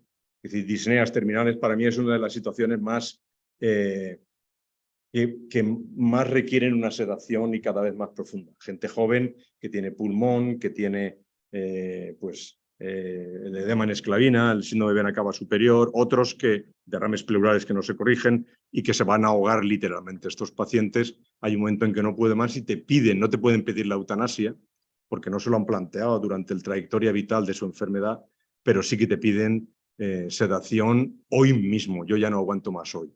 y hacemos como con Enrique. Podemos ser más profundos o menos. Con Enrique no se nos iba a escapar, era demasiada relación con él para que se nos escapara. Bueno, los límites de la medicina, limitar no es terminar.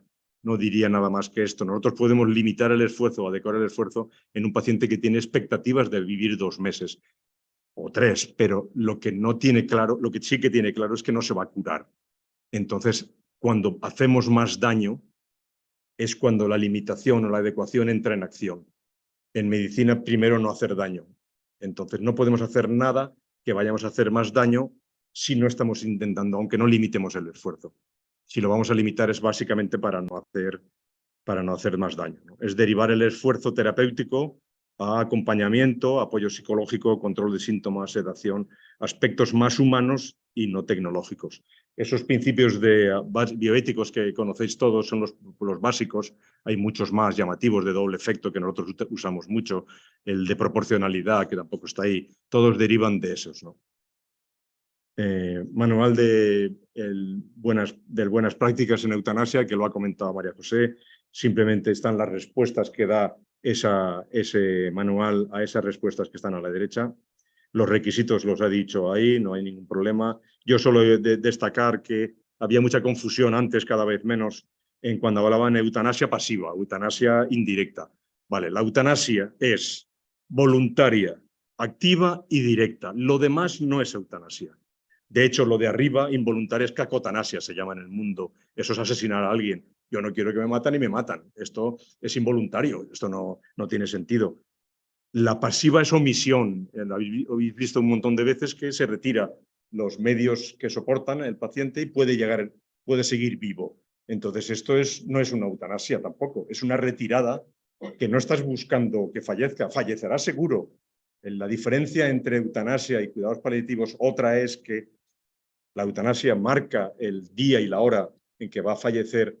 Los cuidados paliativos no marcan el día y la hora, marcan un periodo que se llama SUD, situación de últimos días, que puede correr y un 5% durar menos de 24 horas y un 10% más o menos dura más de 5 días. Entonces, lo que pasa es que no podemos mantenernos en ese periodo si hay un mínimo sufrimiento. Ahora veremos cómo se valora la sedación y estamos a punto de acabar también. Vale, sedación paliativa y terminal no es lo mismo. La paliativa voy a intentar controlar una situación de mal control a un paciente que puedo no ser definitiva. La terminal es definitiva sí por sí. Si un paciente joven con disnea porque tiene un cáncer de pulmón con derrame pleural masivo y un edema de esclavina de vena cava superior que se va a ahogar sí o sí, si nosotros recuperamos el estado de conciencia o de vigilia, reaparece sí o sí su síntoma o signo por el que has iniciado la sedación. Esa es terminal. La paliativa puedo interrumpirla, la terminal no, porque va a fallecer seguro y no puedo permitir que vaya a volver a tener un sufrimiento. Para la aplicación de la sedación refractario en paciente paliativo, consentimiento informado, no hay que escribirlo, no hay que hacerle firmar ningún papel, hay que escribir una historia. Cuando empiezas, por qué empiezas y con qué dosis empiezas.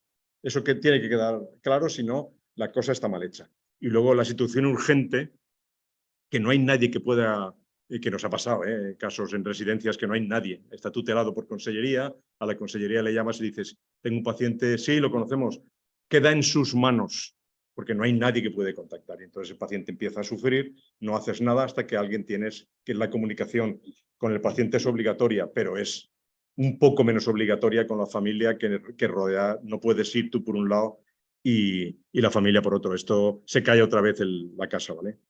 La sedación, lo que tenéis aquí, normalmente es primaria, es continua y es profunda, que es, por ejemplo, lo que se hizo con Enrique. Tenemos sedación intermitente nocturna porque el paciente tiene miedo a la noche. Los que estáis manejando pacientes en final de vida, es muy frecuente que la noche sea insufrible y lo pasan muy mal. Entonces ya no hay fármacos que controlen, por mucho que des mucha medicación, para hacer un sueño relajante y profundo. Pues podemos hacer una sedación intermitente nocturna. El fármaco de elección es el midazolam. Aquí no viene a cuento contar, pero con midazolam, que tiene una vida media corta, lo pones a las 10 de la noche, lo retiras a las 6 de la mañana, el paciente vuelve a estar despejado y ha pasado el miedo a la noche y la incertidumbre que lo pasa mal, por decir un ejemplo.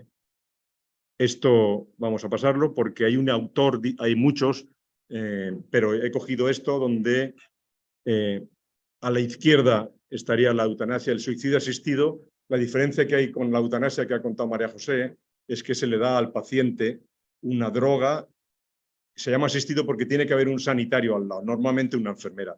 Está metido en otros países y sobre todo en algún estado de Estados Unidos. Oregón, por ejemplo, es uno de los primeros que lo lleva.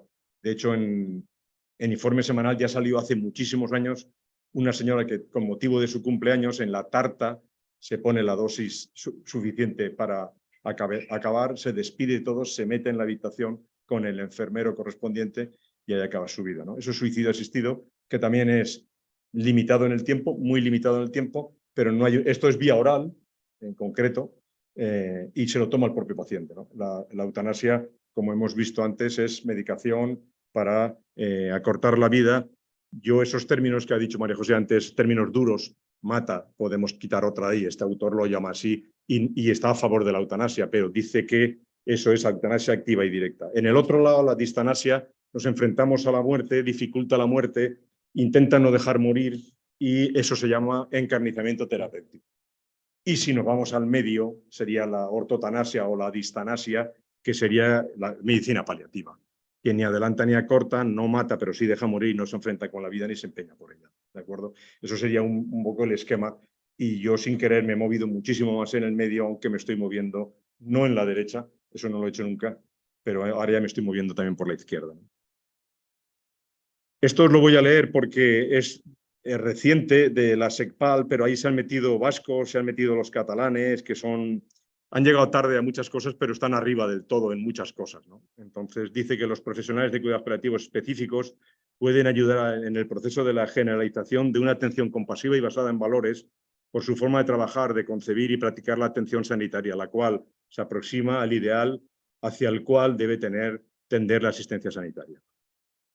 Yo esto lo represento como una carretera, como un camino donde en cualquier momento, nosotros estamos aquí ya, esa persona que está andando está ahí en máximo esfuerzo terapéutico, esa persona si le pasa algo, el de la índole que sea, sanitariamente hablando, habrá que hacer un máximo esfuerzo terapéutico, el que sea.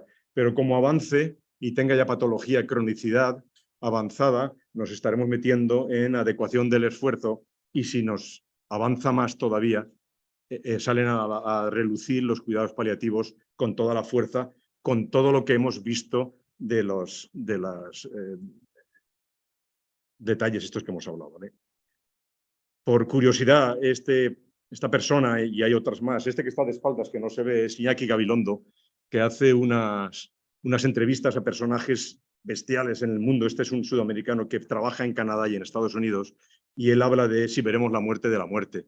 Y la establece en el año 2050 en el sentido de que vamos a ser capaces de estudiar el envejecimiento, por qué estamos envejeciendo, qué pasa con el envejecimiento. Y hay varios laboratorios mundiales, entre ellos en Barcelona hay uno, que se dedican exclusivamente al genoma y a ver qué está pasando, por qué envejecemos, ¿no? De hecho, hoy mismo, y lo podréis, si recibís las noticias en el móvil, me llegaba justo antes de entrar aquí una noticia que dice: muere una de las personas más longevas en España, en Yecla, Murcia, con 112 años. Eso ha sido hoy, ¿no? Entonces, él se va aproximando no se aproxima a 150 que dice que podremos llegar y que nos moriremos por suicidios, por accidentes, por guerras o no sé qué, pero que si todo va como Dios manda, habrá pocas enfermedades que se vayan a escapar, dice, ¿no? Y esto es todo. Gracias por atender.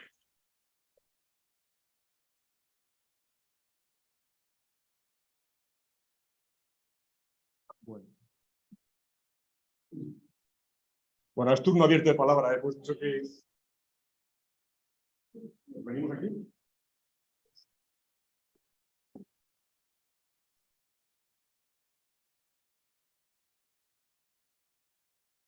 Bueno, a vuestra disposición en Liria, para lo que queráis. Y ahí está mi correo, que si queréis alguna cosa también tengo correo oficial, pero lo tenéis. Bueno, pues nada, ¿alguien alguna inquietud, alguna duda? Las estadísticas que habías sacado sobre las solicitudes de eutanasia y luego las dadas, claro, no coincidirían los datos. Esto es porque uno puede decidir en qué momento solicitar la eutanasia, que tiene por qué producirse en este periodo de 45 días. O hay otros motivos. Hay de una negativa, una solución desfavorable. Pues, no sé, esto me iba, ¿verdad? ¿O sí? No. Sí que va. Ah, Para- para ti sí, vale. Pues sí que han habido alguna persona, digamos que lo malo del informe es que lo han hecho de una manera muy apresurada que no permite hacer análisis, es más bien cuantitativo que cualitativo. Entonces, las preguntas son esas, o sea, ¿qué pasa?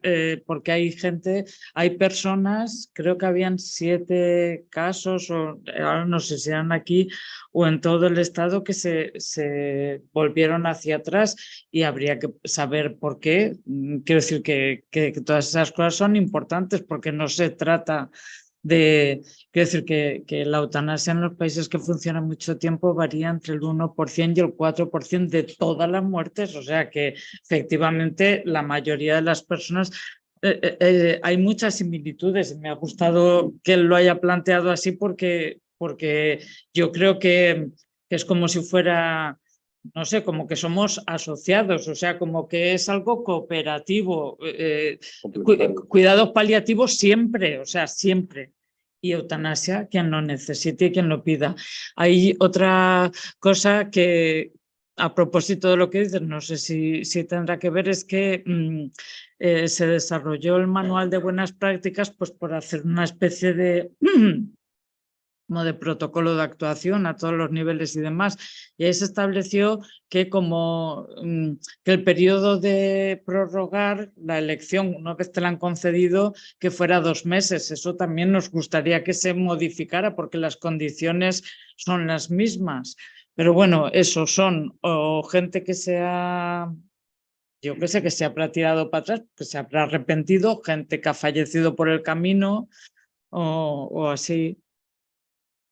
Pero bueno, es verdad que, y luego otra cosa muy interesante, aprovechando mientras os vais animando, pues que yo creo que está tan, no lo sé, yo creo que en vez de enfrentamiento tendría que ser al contrario, colaboración, porque el caso que has contado primero del chico este, o sea, no le hubiera dado tiempo, las cosas a veces se precipitan y bueno, claro que... no sé, es que da mucha rabia, o sea, lo que tú dices, la palabra matar, o sea, no es matar, es cumplir la voluntad de la persona. Y esa persona lo que no quería era sufrir y en un momento determinado te dice, o sea, hubiera tenido sentido tú decir, no, tú ahora empezar o vamos, no. Para nada. Si estaba todo Entonces, previsto, no llegó, se quedó en el cuarto escalón y no estaban todos los papeles y entonces se descompensa y ya está. es que Pero eso es... son complementarios, bajo mi punto de vista es una herramienta más en el final de la vida Y para los pacientes que lo requieren, que lo piden. Que la mayoría, yo creo que la mayoría de las personas pues dicen eso, dicen, bueno, pues cuando esté fatal, pues que lo que no quiero es sufrir, lo que no quiero es que me duela, lo que no quiero es ahogarme. Y eso lo dicen muchas personas. Y hay algunas que dicen, pero yo no quiero llegar a ese punto, o sea, yo quiero un poco antes pedirlo porque quiero decidir yo sobre mi vida, ya está. Esa es la diferencia. Pero eso, paliativos siempre. Hay que decir, hay que decir que en ese camino, es igual que en el de, no sé, de fomentar la investigación con respecto a ELA, es que es fundamental, es que no podemos ir por otro sitio, entonces son esos caminos que hay que recorrer juntos siempre. Esa sería la esperanza, ¿no? Que hay que dar también, vamos, al fin y al cabo. Tenemos una pregunta. Sí. El momento de tus horas, no nos queda muy claro cómo te tiene que justificar que se puede suscitar, o sea, que tenemos que ahora más o menos está ya definido en determinados tratamientos que no quiero estar, pero no tenemos claro si o cómo dejar claro específicamente eutanasia. En caso de que pudiera ser que pudiera decir Vale, te explico. Creo que sabréis que hay, digamos, en este momento hay tres posibilidades de solicitar la eutanasia. Una, yendo a un notario y pagando, no sé, 70, 80 euros, pero ahí no necesitan nada más que ir y... Ah, he dicho la eutanasia, perdón, el documento, perdona. Ay, ay, ay, ay. Lo siento, disculpa porque ha sido un error. El documento de voluntades anticipadas, ¿vale? Para solicitarlo al notario, y otro es en la Comunidad Valenciana se puede pedir con la firma de dos personas que hagan de testigos. Nosotros hemos traído documentación, revista y demás por si quieres. Digamos que hay distintos modelos. Pues tiene la Iglesia Católica, los Testigos de Jehová, no sé qué. Derecho a morir dignamente tenemos uno y la Consellería de Sanidad también. Los dos son perfectamente válidos. Nosotros hemos traído el nuestro que te lo llevas y lo ojeas si quieres y ya está. La diferencia que hay, o sea, pedimos lo mismo. En el de la Consellería se dice rechazo, está como redactado. Digamos que, a ver, se supone que si yo fuera a firmarte de testigo no lo firmaría aquí, en este momento. Primero hablaría contigo, miraría, te escucharía. Un poco volvemos a lo mismo, escuchar a la persona, sus valores, qué es lo que decide y demás. Y en ese caso, pues ya puedes decir que esa persona libremente ha elegido eso, ¿no? Dos testigos que no han de ser de la familia. En DMD hacemos talleres de documento de voluntades anticipadas para eso. Ah, entonces ya sabes de qué. Ah. ¿Sabes lo que tenemos es una cosa de lo de no optar por determinados medios? Sí, sí. Es optar por la eutanasia. Y ese redactar eutanasia, claro, pues si quieres, lo único que será más fácil que yo me ponga a hablar aquí, que luego donde está Esperanza, mi compañera, coges el documento y ves cómo está redactado por ver. O sea, en Derecho a morir dignamente lo que hemos hecho es decimos, cuando esté en una situación en la que haya perdido, yo qué sé, mis posibilidades, en mi capacidad, mi no sé cuánto, solicito que se me aplique la eutanasia. Cuando tenga una enfermedad de este tipo, una demencia de tal nivel, tal y tal. Y acto seguido ponemos, y mientras se tramita esto, esos 50 días, o si se denegara, solicito que se me apliquen los cuidados paliativos, tal. Y en el de Consellería lo pone al revés, pone solicito, rechazo tratamientos que prolonguen mi vida, tal y cual, solicito cuidados paliativos, y hay otra cruz para pedir la eutanasia. Entonces, te enseñamos luego el modelo ese, lo reflexionas tú, y como ahí también en el documento verás el teléfono, si tienes alguna duda, llama por teléfono y entonces... El médico debería de dar un soporte también para saber la persona cómo reflejar aquello que quiere decir y tener, es decir, que formaría parte de la planificación anticipada de... Pero es que ya te ha dicho él que son documentos Así, diferentes. Exacto, pues si puede ayudar en algo, la planificación anticipada, hay enfermedad ya, hay deterioro, a partir de la cual el paciente, con todas sus consecuencias, decide participar en la manera de llevar mi enfermedad en la fase más avanzada. En el documento de voluntades anticipadas no hay ninguna enfermedad, estás anticipándote, por eso es... A que cuando esté en esta situación tal, claro. Y es un documento legal, el documento de voluntades anticipadas es un documento legal, a ver lo que digo que está inscrito, como ha dicho, en el DOL documentos, que decir, es un registro estatal y está responde a una ley. Y abierto. Y lo otro... Puedes, abierto, exacto. Puedes modificarlo, sí. Si en algún momento cambias de opinión o de idea, puedes modificarlo. Y yo creo que la planificación anticipada de decisiones, desde mi punto de vista, es como una buena práctica. O sea, es lo que debería ser siempre, que estés al principio o al mitad o cuando tengas una enfermedad, que es cuando, o sea, hablarlo, y es una deliberación constante donde la persona enferma plantea cosas, la persona que sabe te va comentando, te va diciendo qué opciones hay en función de la evidencia que hay, y se llega a un consenso. Eso es. Yo, si no hay ninguna, quería comentar, os he dicho al principio que os iba a contar un caso peculiar que os llamará la atención a lo mejor, porque hay un chico joven, una ELA de alrededor de 30, no llega, que por supuesto firma la petición de eutanasia, otra vez estamos encima, pero la semana que ya estaba empeorando muchísimo, se entera del trasplante de órganos. Entonces me pongo en contacto, porque ya lo había hecho 3 veces y esta es la 4ª. Me pongo en contacto con el servicio que hay en la FE de explante, primero para saber si la ELA tiene algún tipo de contraindicación, y no tiene ninguno. Tiene otras enfermedades, otras encefalopatías, que tiene los priones, etcétera, que habréis oído, cuerpos de Levy, no sé qué, pero la ELA no tiene ninguna contraindicación para explante. Entonces este paciente nos lo propone y yo se lo propongo directamente al comité de explantes, que hay un comité establecido, activo en este momento. Mañana no descansan nunca y tienen una recepción de pacientes que solicitan donar órganos. Y este chico finalmente decide que, en vez de la eutanasia, decide donar su cuerpo de órganos.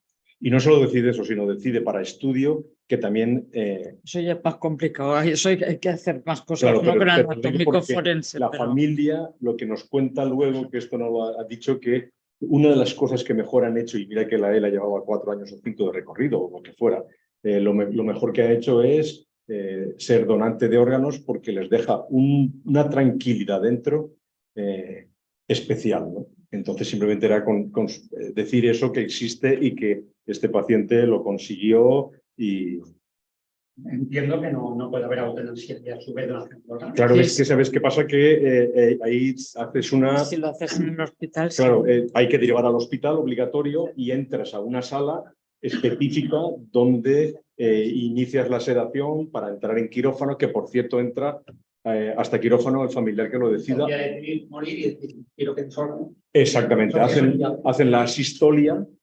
asistolia es parar, hacen circulación extracorpórea, no puedes dejar a los órganos que no se nutran, entonces haces una circulación que es simplemente un catéter por femoral, que tampoco es especialmente llamativo, o 2, y a partir de ahí van haciendo la extracción de órganos, y luego lo demás es exactamente igual. El paciente fallece cuando desea, lo que pasa es que es variante, no se llama eutanasia, se llama sedación profunda, asistolia parada cardíaca, con circulación extracorpórea para donante de órganos.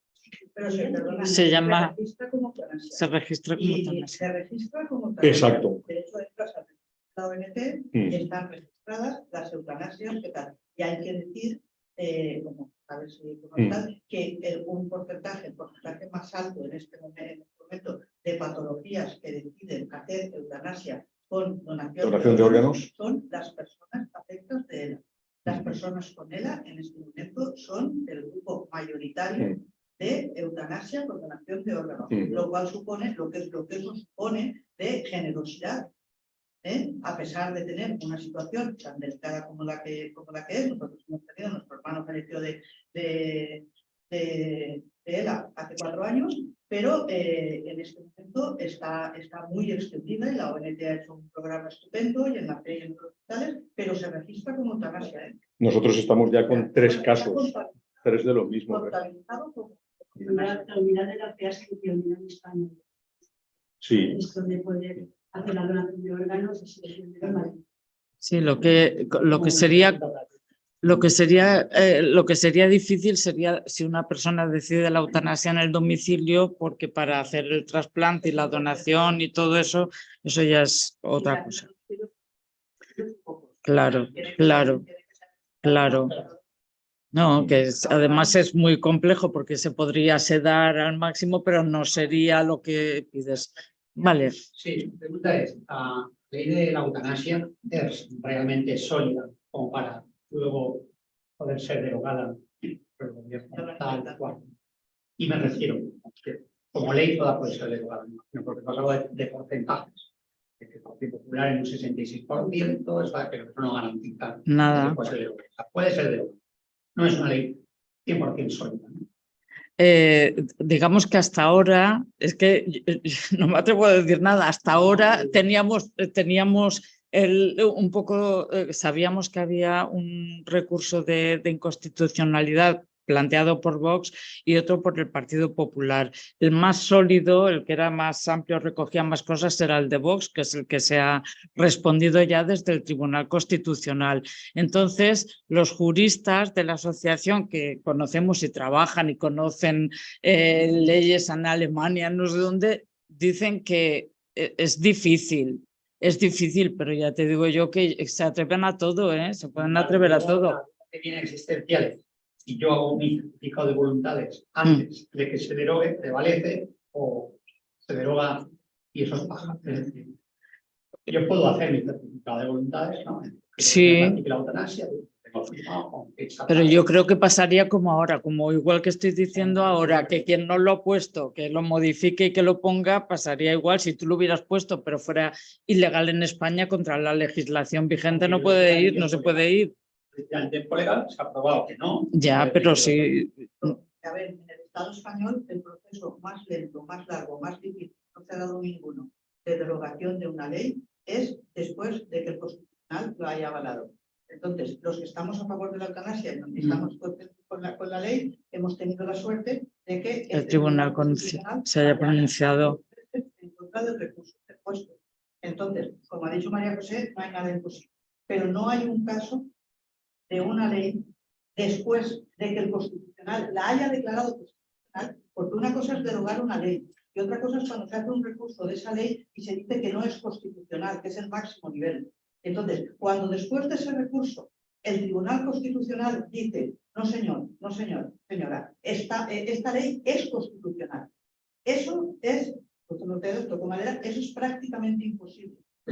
Porque el proceso de iniciar una contraderogación de una ley constitucional, o sea, después de dictamen de constitucionalidad. O sea, una cosa es que digas una ley y va adelante. Pero lo que ha ocurrido con la ley del aborto y lo que ha ocurrido con la ley de tal, hemos tenido la suerte que el nuevo Tribunal Constitucional se ha puesto las pilas y en los dos casos ha dicho que son constitucionales.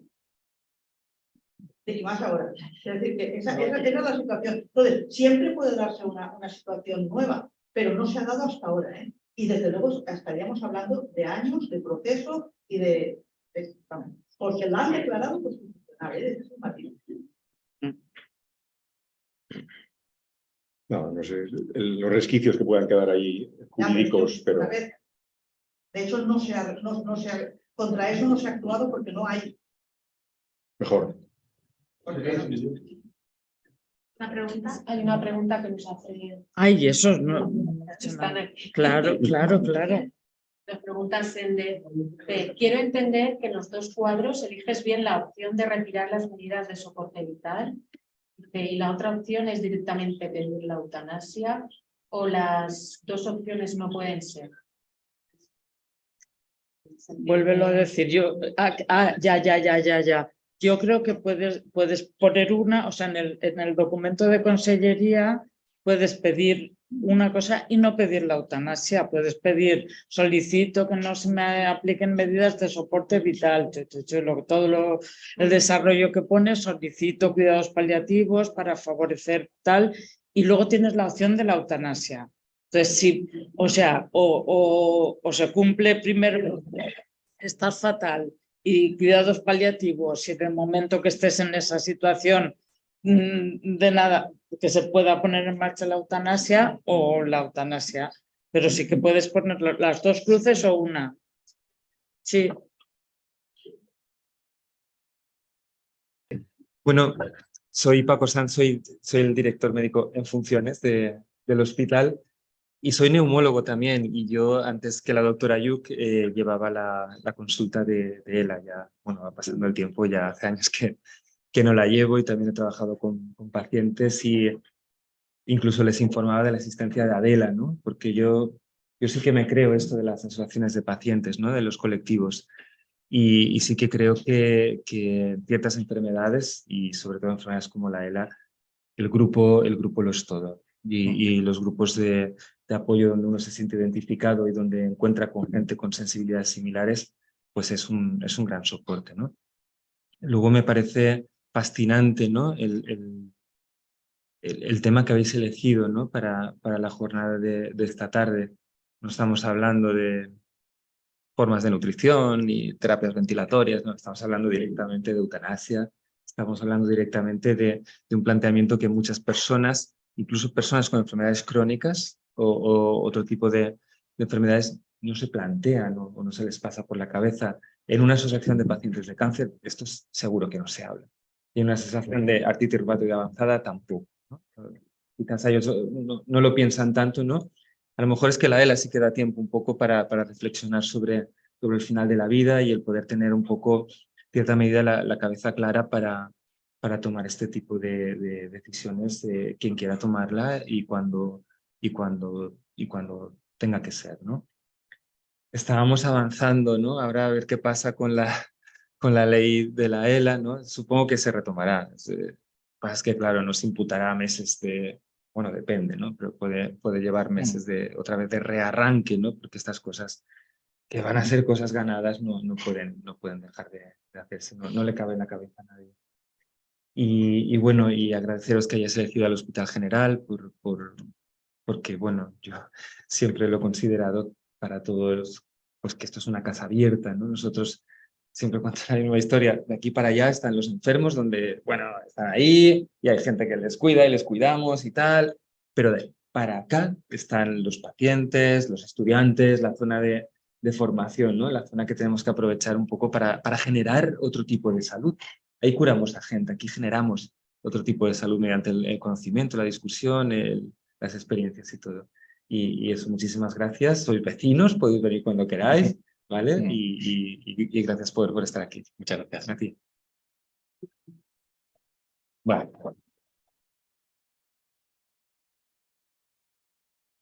Bueno, yo por mi parte, lo primero, dar las gracias al hospital, porque desde que estoy en la asociación, esta es mi casa, esta justamente ha sido mi casa, hemos venido a todas aquí, me he sentado allí, luego ya en silla de ruedas, pero hemos pasado por muchos sitios. A todas las personas que habéis asistido hoy aquí y a las que han asistido por streaming, a los ponentes que, bueno, pues nos han servido para ilustrarnos, para tener más conocimiento en un tema importante que era el título de esta sesión, que era la toma de decisiones. Y bueno, pues a partir de ahí yo pensaba, toma de decisiones, y esto nos estresa, no nos estresa, no sé, busqué en internet, ¿no? Esto, la inteligencia artificial, ahora que buscas y te sale todo. Entonces dice, tomamos 35.000 decisiones al día. Dije, bueno, pues debemos estar bastante acostumbrados. Problema que solo el 1% o el 2% son voluntarias, el resto las toma nuestro cuerpo por nosotros, no nos asfixiamos, el corazón late y la sangre corre y estas cosas, y esto son decisiones que toma nuestro propio cuerpo, pero de manera involuntaria, ¿no? Y nos quedan pues esas 350, 500, 700 decisiones que tomamos al día, o sea que tenemos una costumbre de tomar decisiones y sabemos tomarlas, nos pueden estresar más, nos pueden estresar menos, o son más complejas o menos, pues como implica el tener esta enfermedad y el tener que tomar decisiones por no si vamos bueno, sí también podemos tomar de ir al fútbol o no, pero si hago estas cosas más complejas o menos complejas, ¿no? La ELA es una enfermedad que nos limita físicamente y nos deja totalmente paralizados, pero nos deja perfectamente lúcidos, y lo que toma las decisiones está aquí. Stephen Hopkins hizo todo su trabajo con esto, que no con esto, y bueno, con sus ojos también. Entonces, eso es una primera premisa, que las personas que tenemos ELA seguimos teniendo todas nuestras capacidades cognitivas, solo un pequeñito porcentaje no pueden perder alguna capacidad, pero las tenemos para seguir tomando decisiones, y si las hemos tomado, en mi caso, durante 56 años, espero seguir tomándolas durante el resto del tiempo. Yo personalmente no las va a tomar mi entorno, no las tiene que tomar nadie por mí, nadie debe suponer por mí, nadie tiene que pensar por mí, puede pensar por mí, pero me puede preguntar y yo soy el que tengo que tomar decisiones, ¿no? Yo creo que esta sí que es una cuestión importante para las personas que padecemos el que siempre seamos y debemos ser, y nuestro entorno lo debe entender así, como las personas que tomamos la decisión, mejor o peor, comprensible o no comprensible para nuestro entorno, pero es así, ¿no? Y luego a partir de ahí, pues bueno, ya viene la necesidad de tener información. Hoy hemos hecho esta sesión pues para tener más información sobre estas decisiones que tenemos que tomar. Que como hablaba el doctor, pues para mí la base principal de información en esta enfermedad. En nuestro caso, pues es nuestra asociación. Son 31 años de trayectoria, son mucha relación con profesionales, con nuestra enfermedad, y cualquier duda, como podía surgir antes, ¿no? Pues es llamar a Bárbara o llamar a las personas de la asociación. En Alicante tenemos la sede también, y decir, oye, tengo esta duda. Y a partir de ahí, pues nosotros podemos direccionar en ese sentido, ¿no? Y luego está el sobre qué tengo que tomar decisiones y qué opciones tengo, ¿no? Decía el doctor, que por cierto, como ha dicho, el segundo habla menos, el tercero habla menos y el cuarto, yo iba diciendo, sí, lo están diciendo todos, qué bien, ¿no? Hay que tomar decisiones complejas, hay que evitar el sufrimiento. Entonces, claro, cuando uno dice hay que evitar el sufrimiento, y pues esto hay que hacerlo desde el punto de vista más amplio, desde mi opinión.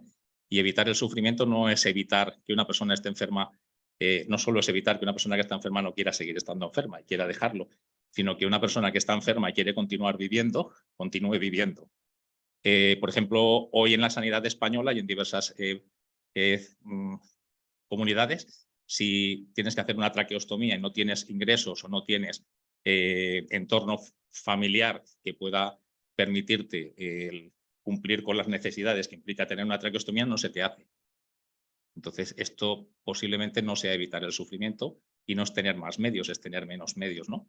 La asociación es vicepresidenta de la Asociación Nacional, del Consorcio Nacional de Entidades de ELA.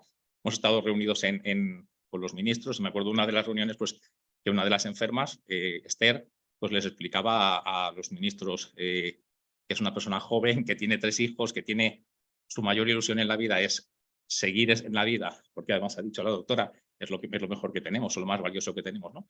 Esta es su mayor ilusión, es su mayor sufrimiento, es no estar, y lo que les estábamos pidiendo, que es lo que plantea la ley ELA y es lo que nuestro redactado que hemos hecho en nuestro escrito de peticiones dentro del Día Internacional de la ELA, es que existan no solo esas vías de escape o opciones que pueden ser la eutanasia, que yo la respeto, yo soy creyente, pero creo que una cosa no implica la otra, ni mucho menos. No tiene, puede tener, pero no es condicionante una cosa de la otra, ¿no? Entonces, y además creo que es el estrés que puede generar posiblemente la eutanasia, es que no tengo más opciones que la eutanasia. Pero cuando no me puedo hacer una traqueostomía, no me lo han dicho, pero me han dicho, usted solo tiene la eutanasia.